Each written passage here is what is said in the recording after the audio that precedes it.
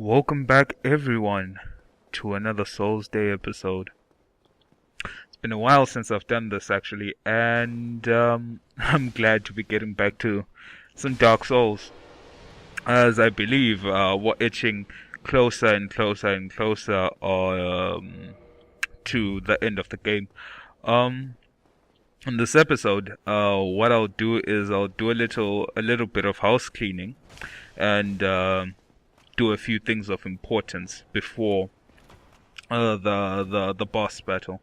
So what I think I'll do in this game is what will I do? Pick up the Silver Knight set, kill all the Silver Knights, of course, kill the Titanite demon, um, visit the giant blacksmith. Maybe I don't remember if I did.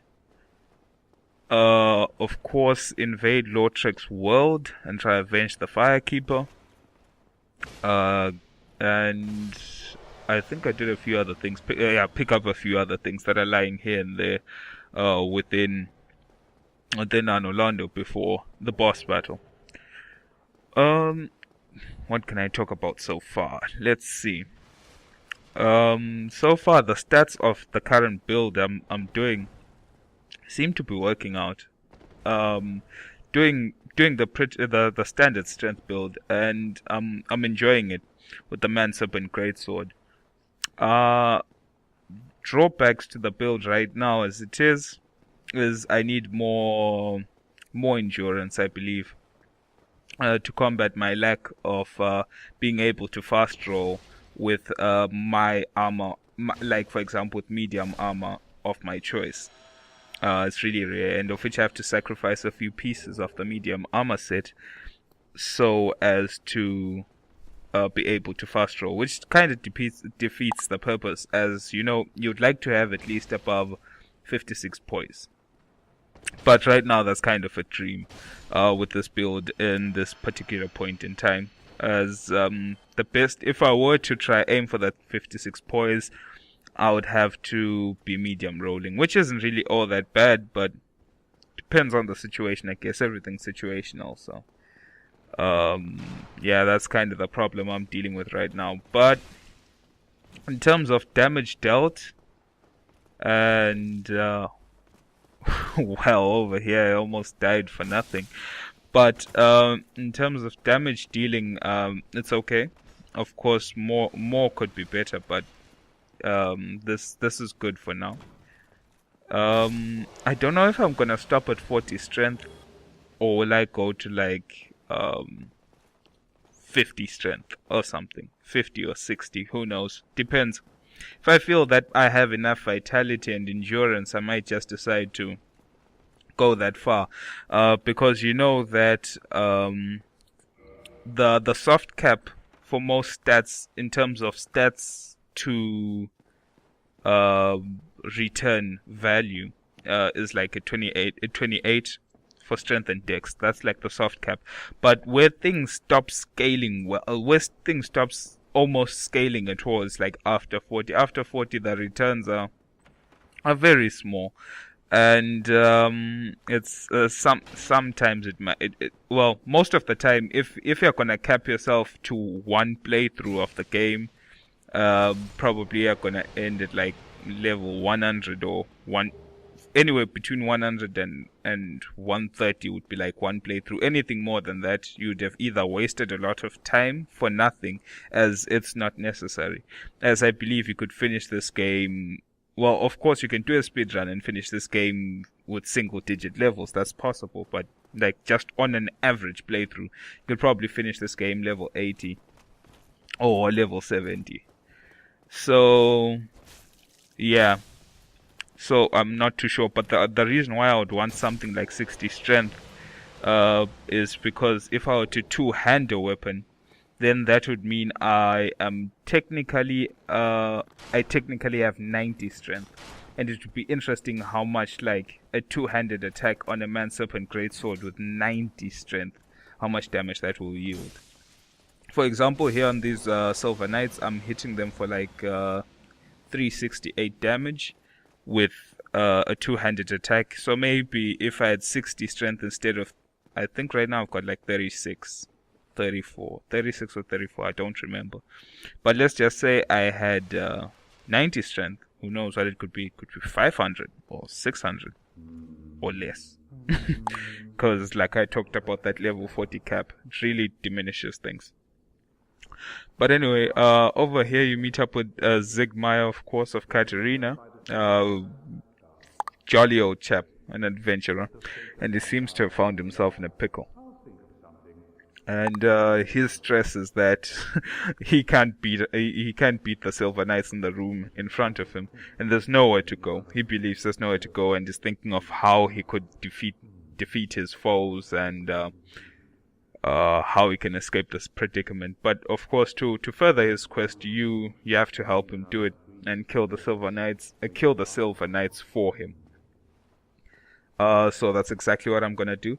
You can lure them one by one back into the room with Zigmire, but be very, very careful. Be very, very careful that you yourself don't hit Zigmire by mistake, as he will aggro towards you, and you'll be quite in trouble, as you might be either forced to kill him or run away and flee from Anor so that you can go absolve your sins by the tower by the church, such that it will de-aggro again.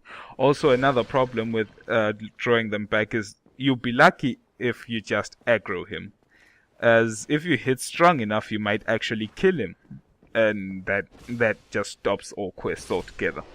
that just ends it right there.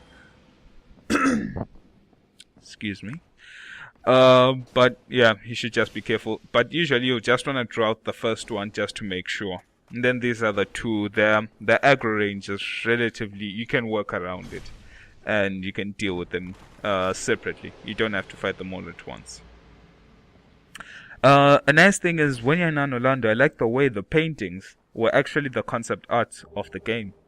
And as you can see, that concept art is of the giants that you see in Anor, and that's actually the scale they'd wanted to go for in the original concept, but then they kind of made them a bit smaller to accommodate for the actual in-game mechanics. But yeah, it's quite interesting. The different concept arts of the game are just littered around Anor as little like trophies for you to find and just look at and wonder and think about it and see for yourself. Just give me a moment. A friend of mine is bothering me on Steam right now. He currently just reinstalled his operating system that had been giving him problems, and is now just happy about it. Good luck to you. All will be good. Well, anyway, back to Anor. I don't know, guys. I personally wish for Dark Souls 2. Not wishing for it in the sense that I'm tired of Dark Souls 1, but I can't wait for Dark Souls 2 in the sense that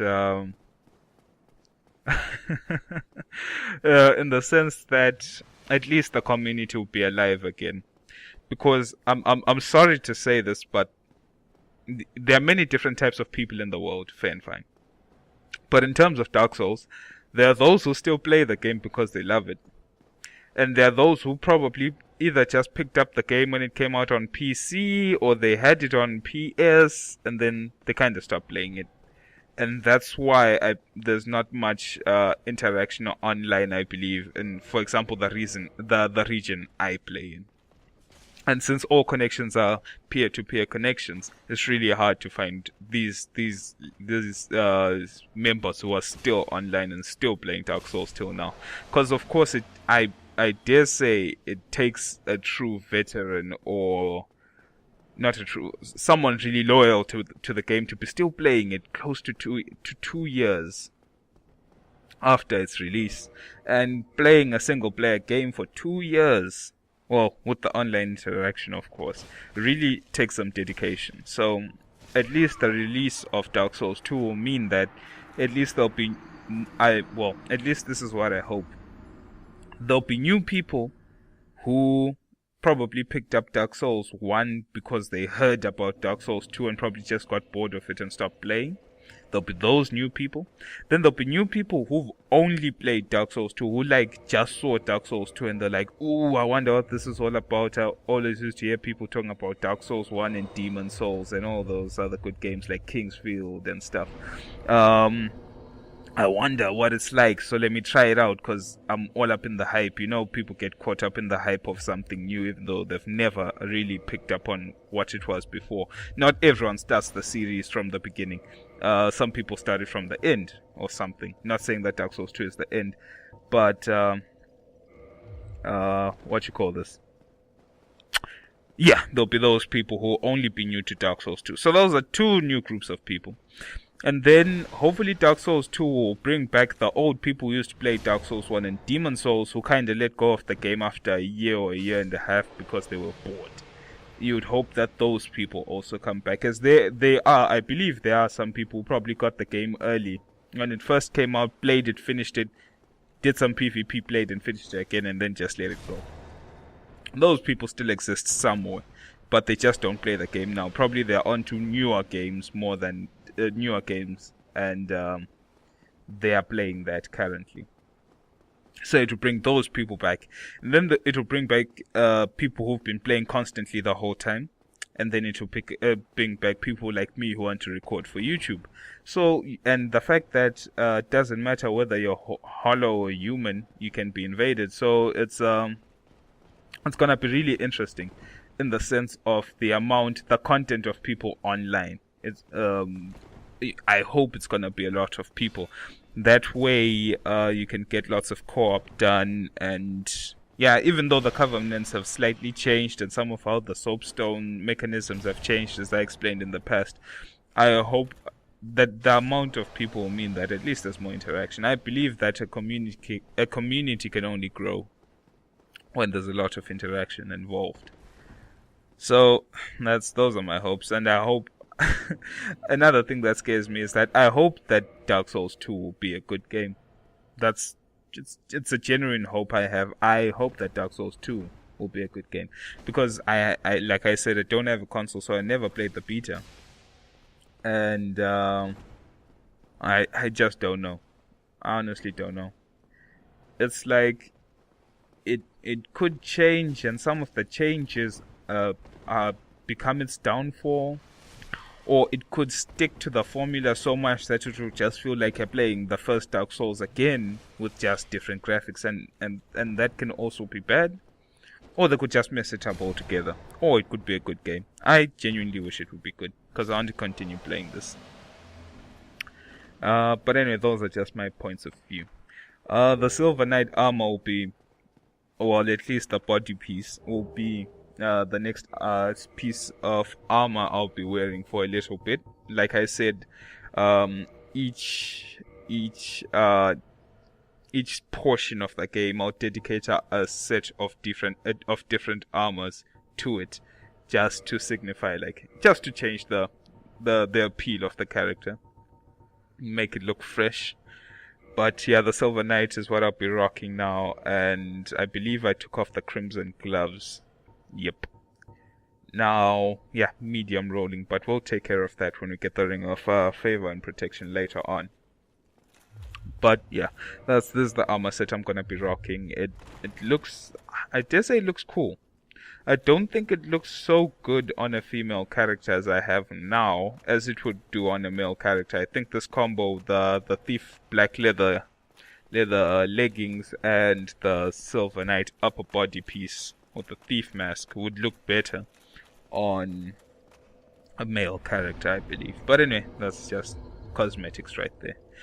These are the stats I'm currently working with right now, and after I kill the boss, hopefully I'll have more souls to level up. But it's really difficult though utilizing, I believe, a strength build. The reason I say this is because strength, most of the big heavy weapons really hits their active frames are extremely long, and their startup frames are also extremely long, such that the person can generally see when you started striking and the arc of the strike. The arc of the strike, and generally, I believe that they have a lot more time to react and try parry you, as compared to someone, for example, who's using a dagger or a curved sword or something of that nature, or even just a long sword in general. But yeah, in a PvP situation, I believe that you really have to be careful with strength weapons. You really have to be careful, as it can be punishing. If you just throw an obvious swing at an opponent. If they're a decent opponent, then I believe they have quite a lot of time to react. So you really have to be careful to that. But in a PvP perspective, it's not really much of a problem, because the only thing you have to do is just time your hits, but the chances of being parried by anything are non-existent, really. But you can be punished with your slow swing speeds. But yeah, that's pretty much that. And by the way, this Titanite demon in this church hits like a truck. I don't know. It's like you get used to fighting Titanite demons, then there's just that one or two or three Titanite demons that seem to hit like a truck, and you just don't know why. The one in Lost Izalith and this one here, I believe, hit like pure beasts, and I honestly don't know.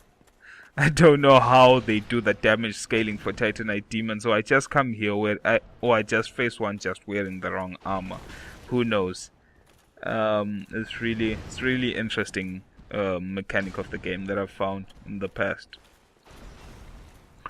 But yeah, what else can I talk about? I guess. Oh yeah, well, just general advice on Titanite demons. Just, I believe, staying on their offhand. If you can just get yourself on their offhand, preferably behind their offhand, like just behind the elbow. But if not, even the front can do. If you can stay there, you give yourself enough time to you're out of range of the swing. The only thing you need to be really careful of is the backswing of the tail and the opposite end of the catch pole, as when he swings to his right hand side, the back of the pole can actually get you. So just keep your shield out most of the time, but when you're at this point, you can easily chip him down and be at a relatively safe place to do so. And just wait for him to finish his combo, and then you can just go to town on him. But that's just all I have to say about the Titanite dude. Titanite dudes. I wonder how if these Titanite giants drop demon Titanite. So I would assume that Titanite in all its forms is a mineral. I would assume.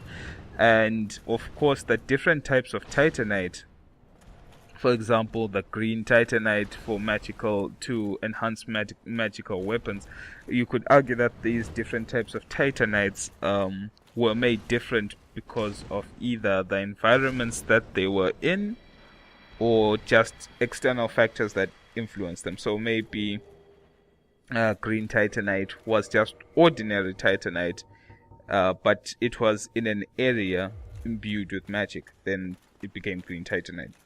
Who knows? It's just my assumption here. Just my speculation. But it's quite interesting to think about it. Like maybe red Titanite was in a fiery place or a hot place and became red Titanite. That's why you use it to enhance fire weapons. Excuse me. Just tired. But anyway, it's quite interesting. Yeah, now the fight against Lautrec is actually an interesting fight. Of course you can just burst down Lautrec himself and end the fight. And yeah, it's easy, but I messed it up the first time round. That was just me being stupid, just trying to experiment and see the limitations of the fight, but got me killed. But I had thought, I just wanted to see what different movesets these people had. Oh yeah, and if you remember, we were talking about the channelers in Nano Londo, not the channelers, sorry, the sealers in New Londo, and we had been talking about how there's Ingrid, the one sealer who's still watching diligently in New Londo, keeping an eye on the dark raids and the ghosts of New Londo. Then we talked about Yulva, who was believed to have left her duties and who had seemed to have forsaken her duties in New Londo to take back the healing arts to Blighttown. In hopes of doing, there's only, why else would you want to heal the swamp? It's a righteous act, I guess. So we've been talking about Yulva, but judging from finding her spells and her gear and her corpse in Blighttown, we assume she never really made it and died during her time in the swamp. Maybe she was intoxicated, or she herself was poisoned and there was nothing she could do about it, and died a painful death in Blighttown. So that was her sad story of trying to do something righteous and failing in the process. And then there's the third sealer, which was not talked about, and I believe that this is the sealer, this third sorcerer in Lotric's group. As you can see, he's not wearing the mask of the sealers. And I think that's just to signify the fact that he forsook his duty as a sealer and wants nothing to do with it. That's why he's embracing his own identity, not the identity of the sealers. And that's what I believe the symbolism of him having no mask is all about. I don't know, if you look closely, is he wearing any headgear? No, I guess it was just me. It was just my eyesight. For some reason, I thought he was wearing a dusk crown, but maybe it's just his hair, or just the lighting around his head. It's a bit weird. But yeah, this time I just thought to myself, let me kill them all individually, just for the sake of it. In the last round, I'd fooled around and I found myself dead. So I just thought to myself, now let me kill them all, instead of doing the usual way of just bursting down Lotric and that's that. But all you have to be careful of in this fight really is getting cornered like I have now. It's really a bad situation to find yourself in the corner. Whoa, how did I not die there? How the hell did I not die there? It's really amazing. Because they had really got, I guess, it's really confusing, I don't know, because I saw 2 or 3 more hits after the roll that seemed to have connected, but didn't. I guess those are just the iframes on the roll. I must have rolled exactly at the right time. The guy using the pick is really, yeah, it's quite it's quite a weird, the pike user. I don't know. The pike moveset really is funny at times. Like I think it's the strong attack where he pauses and then he charges up this like run with the pike, and it does crap damage. I've used the pike before. Well, the time I used it did crap damage. I remember I was doing like sorcerer build, and the sorcerer build was like high int, high dex, and it revolved around of course it revolved around sorceries, but in terms of equipment it revolved around heavy shields, like for example the eagle shield, and spears. And one of the spears I gave a try was this pike, and it's okay, I guess, but that strong attack, not so good. Well, at the time I was in Sen's Fortress, and really it was doing bad damage, so I wasn't really happy about it. But anyway, that's just my take. So now that I've taken out all of Lotric's helpers, managed to take out Lotric himself, and yeah, that's pretty much it to the invasion. You get a souvenir of reprisal, which would indicate that this black eye orb, is similar to the Blades of Dark Moon, in the sense that you get a souvenir of reprisal. But I don't know. I'll talk more about that some other time, I guess.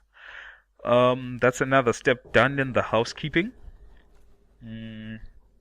What can we do now? Oh, I said I was gonna meet up with the giant.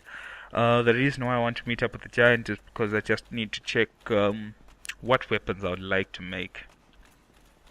The nice thing is though about doing a 48 in strength build is that there are some dex weapons I can use. For example, falchions, scimitars, daggers, some curved swords minus the Iaito. Can use the Chaos Blade, whatever. Except the Chaos Blade isn't a good example.